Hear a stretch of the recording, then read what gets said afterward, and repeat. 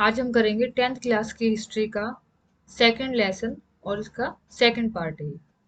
इस वीडियो मतलब पूरे लेसन की दो वीडियो मैंने बनाई है। पहली वीडियो में हमने असहयोग आंदोलन देखा, खिलाफत आंदोलन के बारे में देखा, रोलट एक्ट, जालियांवाला बाग हत्याकांड, सत्याग्रह, चंपारण सत्याग्रह, गुजरात के जो सूती कपड़ा मजदूर है उनके बारे में देखा। अब इसमें हम देखेंगे सविनय अवज्ञा आंदोलन। सविनय अवज्ञा मतलब क्या होता है? किसी की आज्ञा को नहीं मानना। सविनय मतलब नम्रता के साथ, नरमाई से काम करना। तो ये है सविनय, जो ज्यादातर बड़े बड़े हमारे महत्वपूर्ण आंदोलन हमारे देश में महात्मा गांधी ने चलाए थे। जो सविनय अवज्ञा आंदोलन है, ये महात्मा गांधी द्वारा शुरू किया गया था। देखिए, फरवरी 1922 में महात्मा गांधी ने असहयोग आंदोलन वापस लेने का फैसला कर लिया। क्यों? क्योंकि 22 पुलिस वालों को, गुस्से में जो भीड़ थी, गुस्साई भीड़ ने 22 पुलिस वालों को जिंदा जला दिया था। तो महात्मा गांधी का जो उद्देश्य था वो क्या था कि आंदोलन जो किया जाए वो शांति से किया जाए। लेकिन क्योंकि इसमें हिंसा हो गई, भड़क गए लोग और हिंसा का प्रयोग किया गया, तो ये आंदोलन वापस ले लिया गया। अब ये आंदोलन आया सविनय अवज्ञा आंदोलन। ये क्यों आया, कैसे आया, क्या क्या था इस आंदोलन में? 1919 के गवर्नमेंट ऑफ इंडिया एक्ट, 1919 में गवर्नमेंट ऑफ इंडिया एक्ट के तहत गठित की गई प्रांतीय परिषदों के चुनाव में हिस्सा लेना चाहते थे कांग्रेस के कुछ नेता। 1919 के गवर्नमेंट ऑफ एक एक्ट बना था, एक 1919 में गवर्नमेंट ऑफ इंडिया एक्ट, उसमें जो प्रांतीय परिषद के चुनाव में कांग्रेस के कुछ नेता हिस्सा लेना चाहते थे। उनको लगता था कि परिषद में रहते हुए वो जब उस परिषद का हिस्सा बन जाएंगे तो वो ब्रिटिश सरकार की नीतियों का विरोध कर सकते हैं, सुधार कर सकते हैं। और यह दिखाना भी महत्वपूर्ण है कि ये परिषद जो है वो लोकतांत्रिक संस्था नहीं है। अगर उनकी बात नहीं मानी जाएगी तो ये हो जाएगा कि ये संस्था लोकतांत्रिक नहीं है, क्योंकि लोकतंत्र जहां का वहां तो लोगों की बात मानी जाएगी। सी आर दास और मोतीलाल नेहरू ने परिषद राजनीति में वापस लौटने के लिए कांग्रेस के भीतर ही स्वराज पार्टी का गठन कर डाला। देखिए, जो स्वराज पार्टी का गठन है वो सी आर दास और मोतीलाल नेहरू ने किया था। नेहरू और सुभाष चंद्र बोस जैसे युवा नेता ज्यादा उग्र जन आंदोलन और पूर्ण स्वतंत्रता के लिए दबाव बनाए हुए थे। आपको इसमें सिर्फ ये याद करना है कि जो गवर्नमेंट ऑफ इंडिया एक्ट है वो कब आया था? 1919 में आया था। और जो इस एक क्वेश्चन तो ये बनता है कि गवर्नमेंट ऑफ इंडिया एक्ट कब आया था? 1919 में। दूसरा क्वेश्चन क्या बनता है इसमें कि जो स्वराज पार्टी है, जो स्वराज पार्टी है उसके नेता कौन थे? तो सी आर दास और मोतीलाल नेहरू।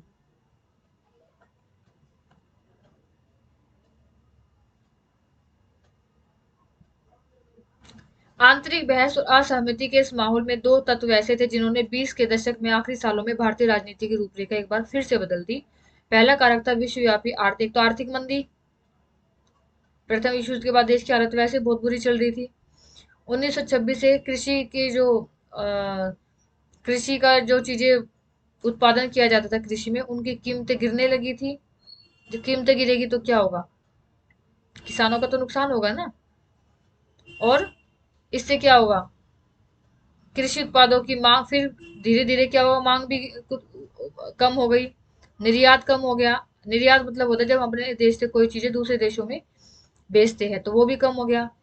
किसानों के लिए अपनी उपज को बेचना, ऊपर से टैक्स चुकाना, ये बहुत भारी काम उनके उस पे, मतलब उनके लिए काफी मुश्किल समय था ये। इसी समय में जब इतनी दिक्कत थी, किसान परेशान थे, सामान नहीं बिक रहा उनका, टैक्स देना पड़ रहा है, उसके लिए उनके पास पैसे नहीं है, ऐसी सिचुएशन में, ऐसी स्थिति में क्या हुआ? ब्रिटेन की नई टोरी सरकार ने सर जॉन साइमन, एक अंग्रेज अधिकारी था, सर जॉन साइमन, उसने क्या किया? एक आयोग का गठन किया, वैधानिक आयोग का गठन किया। और इसका काम क्या था इस आयोग का? भारत में संवैधानिक व्यवस्था की कार्यशैली का अध्ययन करना, उसके बारे में सुझाव देना। अच्छा, तो ये जो आपको क्या देखना है इसमें, जी साइमन, सर जॉन साइमन ने जो वैधानिक आयोग का गठन किया था, इसमें क्या था? इसमें सारे के सारे जो अधिकारी थे ना वो सारे अंग्रेज थे, इसमें किसी भी भारतीय को नहीं लिया गया। मतलब इसके जो भी मेंबर थे बने, वो सारे अधिकार सारे जो थे वो अंग्रेज थे, कोई भी भारतीय इसका सदस्य नहीं था। इसलिए लोगों में बहुत गुस्सा था इसको लेके। 1928 में जब ये साइमन भारत पहुंचा 1928 में जब ये साइमन भारत पहुंचा तो लोगों ने नारे लगाए, साइमन कमीशन वापस जाओ, साइमन कमीशन वापस जाओ। हमारे तो कोई है ही नहीं इसमें भारतीय, सारे तो अंग्रेज अधिकारी, तो हमारे हितों की बात कौन करेगा? कोई नहीं करेगा। और ये जो नारा लगाया साइमन कमीशन वापस जाओ, इस समय कांग्रेस और मुस्लिम लीग जो थी कांग्रेस और मुस्लिम लीग जो थी उसने भी सभी पार्टियों मतलब इन सभी पार्टियों ने भी इस प्रदर्शन में काफी बढ़ चढ़ के हिस्सा लिया। अब ये जो विरोध भड़क गया था लोगों में, इसको शांत करने के लिए उस समय जो वायस राय थे लॉर्ड इरविन, उन्होंने क्या किया, अक्टूबर 1929 में भारत के लिए डोमिनियन स्टेट्स का गोलमाल सा ऐलान कर दिया। मतलब भारत को आजादी देने के लिए कुछ बात तो कही, लेकिन कुछ भी क्लियर नहीं था। कोई समय सीमा नहीं बताई कब तक आजादी मिलेगी, कब तक क्या होगा, कुछ नहीं। डोमिनियन स्टेट की बात की उसके बाद, और कहा क्या सिर्फ कि भावी संविधान के बारे में चर्चा करने के लिए गोलमेज सम्मेलन आयोजित किया जाएगा, कि आगे जो संविधान बनेगा डोमिनियन स्टेट में वही था कि भाई कब आजादी मिलेगी, कब संविधान बनेगा। लेकिन ये बात गोलमोल थी, कुछ क्लियर नहीं बोला। और ये कहा कि एक गोलमेज सम्मेलन होगा, उसमें ये बात की जाएगी। ये जो प्रस्ताव था इसे कांग्रेस के बहुत से नेता संतुष्ट नहीं थे, खास तौर पर जो गुस्से वाले क्रांतिकारी नेता थे हमारे, उनमें भी काफी रोष था, काफी गुस्सा था इस चीज को लेके। नेहरू जी और सुभाष चंद्र बोस के नेतृत्व में कांग्रेस का तेज तर्रार खेमा आक्रामक तेवर अपनाने लगा। उदारवादी और मध्यम वर्गीय नेता, उदारवादी वो थे जो नरमपंथी थे, जो शांति से काम निकालना चाहते थे, और उग्रवादी कौन से होते हैं? उदारवादी नेता जो शांति प्रिय थे। और जैसे गोपाल कृष्ण गोखले हो गए, महात्मा गांधी जी हो गए। और जो उग्रवादी थे वो कौन से थे? जो बिल्कुल क्रांतिकारी थे, जैसे भगत सिंह हो गए, सुभाष चंद्र बोस हो गए। तो अब धीरे धीरे क्या हुआ, दिसंबर 1929 में जवाहरलाल नेहरू की अध्यक्षता में कांग्रेस का एक अधिवेशन हुआ लाहौर में सन 1929 में। उसमें जो पूर्ण स्वराज थी, हमें पूरी आजादी चाहिए, उस बात को मान लिया गया औपचारिक रूप से। और यह तय किया गया कि 26 जनवरी 1930 को हम आजादी के दिवस, मतलब हमें आजादी मिल जाएगी 26 जनवरी 1930 तक।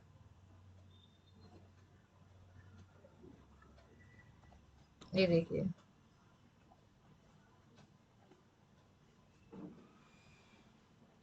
इसमें सबसे पहले आपको क्या ध्यान रखना है, असहयोग आंदोलन कब वापस लिया गया था? फरवरी 1922 में। फिर आपको क्वेश्चन क्या देखना है, गवर्नमेंट ऑफ इंडिया एक्ट 1919 में आया था। फिर इसके बाद हमें देखना है सर जॉन साइमन, मतलब साइमन कमीशन के बारे में। तो इसमें क्वेश्चन कई बार ये आता है कि साइमन कमीशन का विरोध क्यों किया गया? क्योंकि इसमें सारे अंग्रेज अधिकारी थे, कोई भी भारतीय इसका सदस्य नहीं था। साइमन कमीशन वापस जाओ का नारा कब लगाया गया? 1928 में, जब साइमन कमीशन भारत आए तभी ये इसका विरोध करने के लिए नारा लगाया गया। और उस समय वायसराय कौन था? लॉर्ड इरविन थे।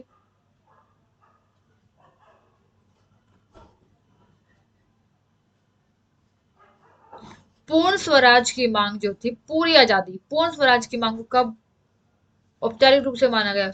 मतलब मिली नहीं आजादी, औपचारिक रूप से कब माना गया? 1929 में। अब आता है हमारा सविनय अवज्ञा आंदोलन, नमक यात्रा। देखिए, 31 जनवरी 1930 को उन्होंने वायसराय इरविन को, किसने? महात्मा गांधी ने एक खत लिखा। 31 जनवरी 1930 को महात्मा गांधी ने एक खत लिखा, उसमें 11 मांग दी अपनी, और उनमें से कुछ सामान्य मांगे थी, जबकि कुछ मांगे उद्योगपतियों से लेकर किसानों तक के विभिन्न तबकों से जुड़ी थी। 31 जनवरी 1930 को महात्मा गांधी ने लॉर्ड इरविन जो थे वायसराय उस समय, उनको एक चिट्ठी लिखी जिसमें 11 मांगे अपनी दी। और जो लॉर्ड इरविन थे उन्होंने उस मांग को नहीं माना। महात्मा गांधी ने क्या किया? चेतावनी दी, अल्टीमेटम दिया, और लिखा कि अगर 11 मार्च तक उनकी मांग नहीं मानी गई तो कांग्रेस सविनय अवज्ञा आंदोलन छेड़ देंगे। गांधी जी ने 11 मार्च तक का टाइम दिया उनको।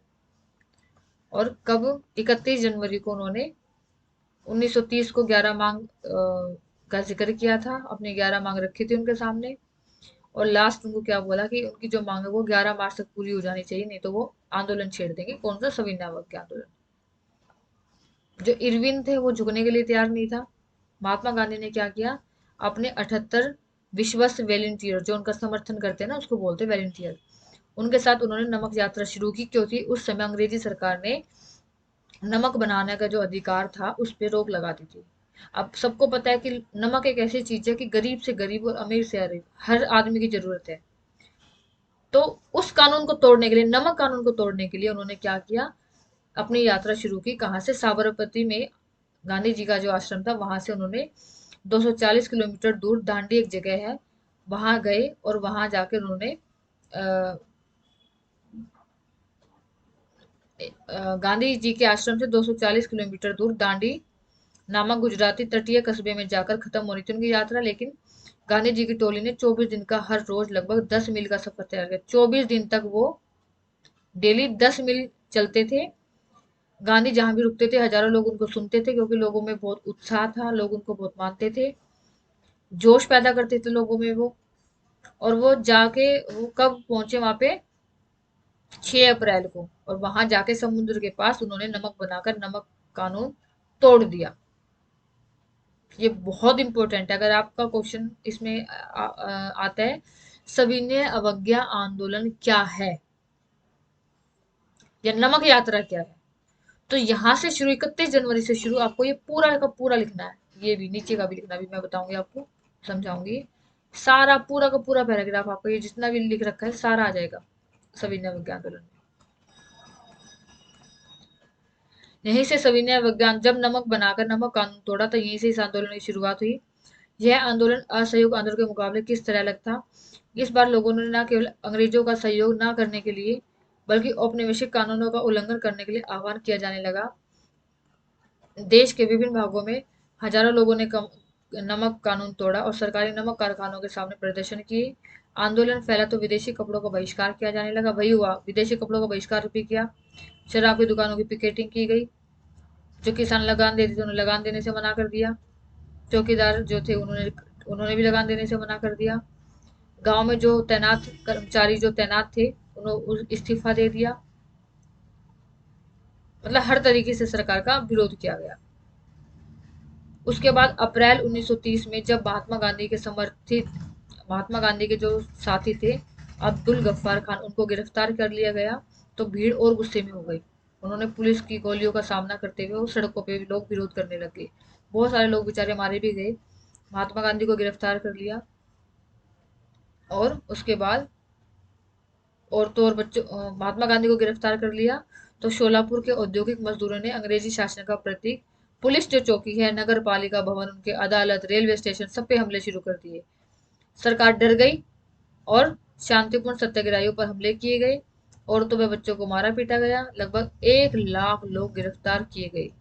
ये देखिए पुलिस किस तरीके से इन लोगों पे हमला कर रही है। महात्मा गांधी ने फिर जब आंदोलन में ज्यादा लड़ाई झगड़ा होने लगा तो उन्होंने फिर ये आंदोलन वापस ले लिया। 5 मार्च 1931 को उन्होंने इरविन के साथ एक समझौते पर दस्तखत किए। इस गांधी इरविन समझौते के जरिए गांधी जी ने लंदन में होने वाले दूसरे गोलमेज सम्मेलन में हिस्सा लेने पर अपने, अब क्या हुआ?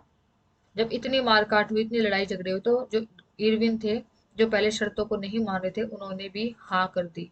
वो झुक गए। गांधी जी ने आंदोलन वापस ले लिया और गांधी इरविन के दोनों के बीच में समझौते पर साइन हुए।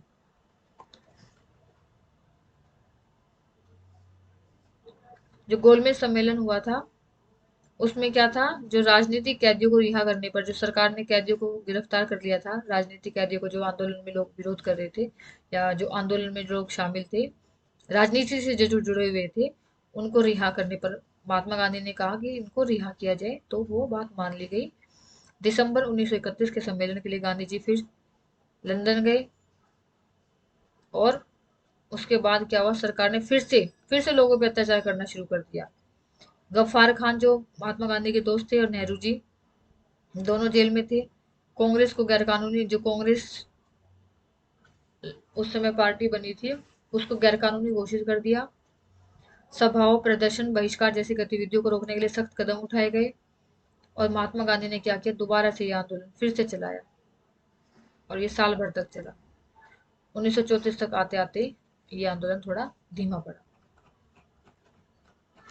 तो ये जो असहयोग आंदोलन है, सॉरी सविनय अवज्ञा आंदोलन है, मोस्ट इम्पोर्टेंट, ये इसको आपको सारा का सारा इसमें देना पड़ेगा। नमक कानून से जुड़ा हुआ है, देखिए गांधी जी जा रहे ना अपने जो इनके समर्थक है उनके साथ।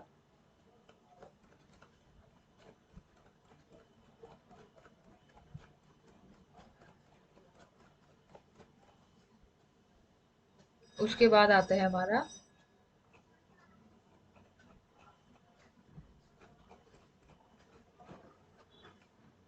लोगों ने आंदोलन को कैसे लिया। लोगों में क्या था, आंदोलन के विषय में क्या विचार थे। पहला जब विश्व युद्ध हुआ था तो भारतीय व्यापारी जो थे और जो उद्योगपति थे उन्होंने काफी फायदा उठाया था।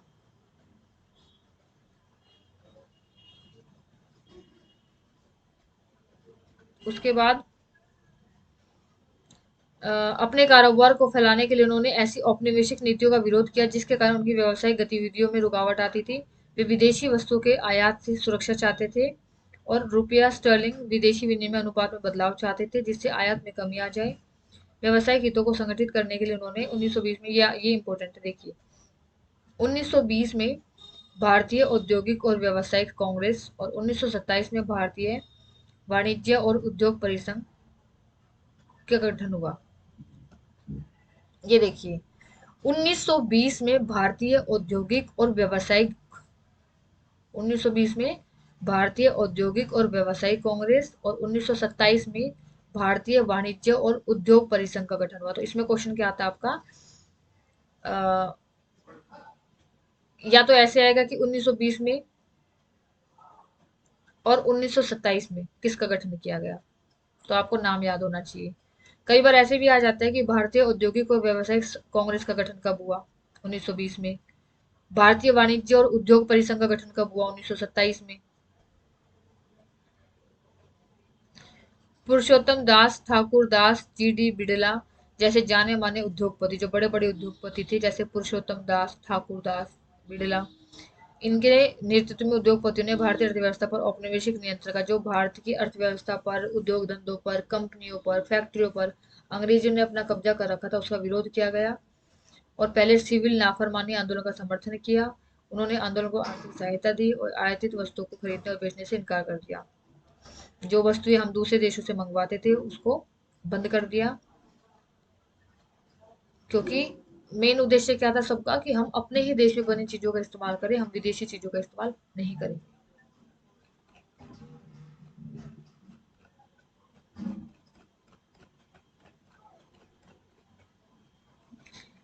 ये भी काफी इंपॉर्टेंट, डॉक्टर भीमराव अंबेडकर ने किसका संगठन किया, सन 1930 में दलितों को दलित वर्ग एसोसिएशन का गठन किया। ये दलित लोगों जो हमारे समाज के पिछड़े हुए वर्ग हैं, उनसे संबंधित था। तो 1930 में डॉक्टर भीमराव अंबेडकर जी ने 1930 में दलित वर्ग एसोसिएशन का गठन किया। 1932 में क्या हुआ, 2 साल बाद 30 में दलित वर्ग एसोसिएशन। 1932 में एक पूना पैक्ट हुआ। पूना पैक्ट क्या है, दलित वर्ग जिनके, पूना पैक्ट भी उनसे उनके हितों से संबंधित है, जो दलित वर्ग होते हैं। तो पूना, इसमें ऐसे क्वेश्चन आते देखिए, अंबेडकर जी ने किस संस्था का गठन किया, तो दलित वर्ग एसोसिएशन। पूना पैक्ट कब आया, 1932 में। 1932 में कौन आया, पूना पैक्ट आया।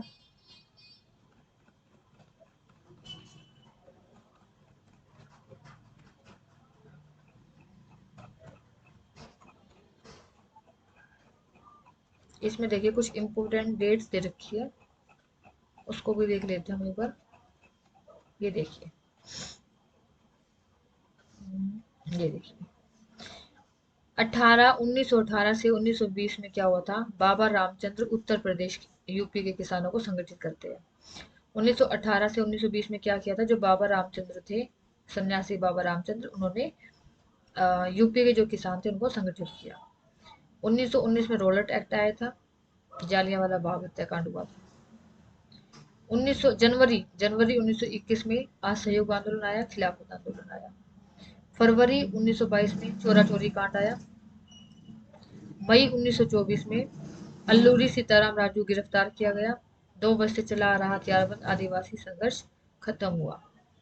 1929 में लाहौर अधिवेशन हुआ, पूर्ण स्वराज की मांग को स्वीकार किया गया। 1930 में अंबेडकर दलित वर्ग एसोसिएशन की स्थापना हुई। 1900 मार्च 1930 में गांधी जी ने क्या किया, सविनय आंदोलन की शुरुआत की। 31 में, एक साल बाद, आंदोलन वापस ले लिया।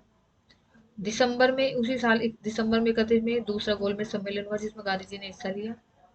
32 में आया पूना पैक्ट और दोबारा सविनय आंदोलन शुरू हो गया।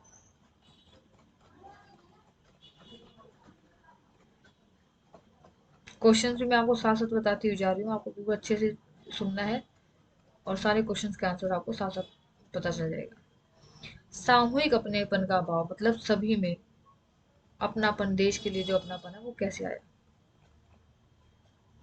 ये देखिए, ये जो फोटो है, हम भारत के लिए क्या बोलते हैं, भारत माता, ठीक है। तो ये जो ये जो फोटो दिख रहा है ना, ये असलियत में कोई औरत नहीं है ऐसी, ये भारत माता जैसे काल्पनिक है। हमने पूरे भारत को एक महिला के रूप में माना है। तो ये जो भारत माता है, ये फोटो जो, या भारत माता का जो ये फोटो है, ये कहाँ से, किसने शुरुआत की?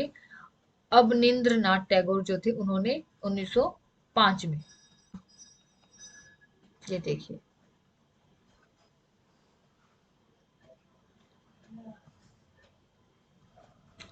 अब एक क्वेश्चन ऐसे आता है कि वंदे जो मातरम है, वंदे मातरम किसने लिखा?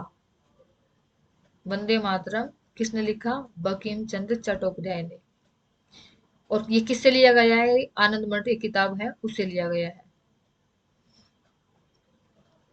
फिर जो भारत माता की छवि है, वो किसने चित्रित किया इसको? तो इसमें नाम आएगा अबिंद्रनाथ टैगोर ने।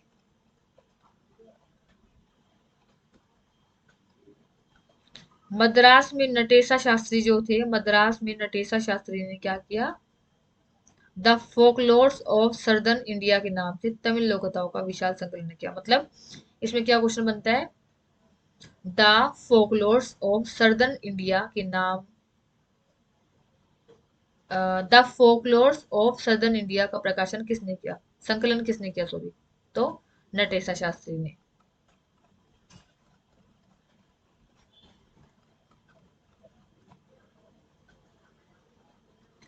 फिर सबसे आखिरी जो आंदोलन आता है हमारा, वो आता है भारत छोड़ो आंदोलन, अंग्रेजों भारत छोड़ो। ये जो आंदोलन है, ये भी महात्मा गांधी ने ही चलाया था।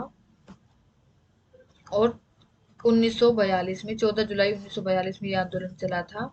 इस आंदोलन का ये था कि अंग्रेजों भारत छोड़ो। और इसी आंदोलन के समय पे महात्मा गांधी ने एक नारा दिया था जिसका नाम था करो या मरो। ये आंदोलन सफल हुआ था। बहुत बड़ी संख्या में देश के विभिन्न लोगों ने, किसान, मजदूर, बच्चे, मतलब क्या नाम है, स्टूडेंट जैसे, ठीक है, और मध्यम वर्ग, हर किसी ने इसमें भाग लिया था। इसके अलावा जयप्रकाश नारायण, अरुणा आसफ अली, राम मनोहर लोहिया और बहुत सारी महिलाएं थी जिन्होंने इसमें हिस्सा लिया था। ये आंदोलन सफल रहा और उसी का परिणाम है कि आज हम एक आजाद देश में रह रहे हैं, भारत को आजादी मिली। तो ये लेसन हमारा खत्म होता है, एक बार इसके क्वेश्चन देख लेते हैं। ये देखिए, सत्य की जगह विचार क्या है? सत्य के लिए आग्रह, महात्मा गांधी से जुड़े हैं, जालियांवाला बाग हत्याकांड, साइमन कमीशन हमने अभी देखा। 1921 में असहयोग आंदोलन में शामिल होने वाले सभी सामाजिक वर्ग, इसमें सब आ जाएगा, बच्चे, मध्यम वर्ग, किसान, मजदूर। उसके अलावा ये आ जाएगा इसमें नमक यात्रा, इसमें पूरा आपको सभी नवज्ञ आंदोलन के बारे में करना है। फिर पूरा लेसन आप इसकी दोनों वीडियो देखिए, आपको पूरा लेसन क्लियर हो जाएगा बिल्कुल अच्छे से। पॉइंट टू पॉइंट मैंने आपको समझाया है। और इसकी जो पीडीएफ है वो डिस्क्रिप्शन बॉक्स में, वहाँ से आप डाउनलोड कर सकते हैं। चैनल को सब्सक्राइब कीजिए जिससे कि आगे जो भी मैं वीडियो अपलोड करूँ उसका नोटिफिकेशन आप तक आ जाए।